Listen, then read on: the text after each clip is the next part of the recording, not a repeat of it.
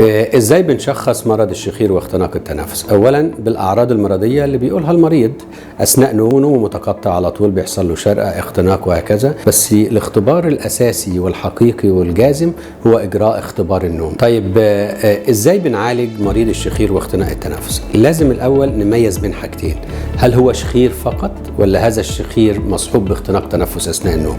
لان طريقه العلاج هتكون مختلفه تماما. لو شخير بس احنا بنحاول ننصح بانقاص الوزن، انه ينام على الجنب اليمين او الجنب الشمال، يتجنب النوم على الظهر، او نعمل له حاجه تقنيه حديثه واحنا متفردين بيها ونشرنا فيها العديد من الابحاث في المجلات العالميه، وهي موجات التردد الحراري. اذا كنت تعاني من الشخير او احد اعراض انقطاع التنفس اثناء النوم فابعت لنا استفساراتك وهنرد عليها بالطريقه المناسبه في اقرب وقت.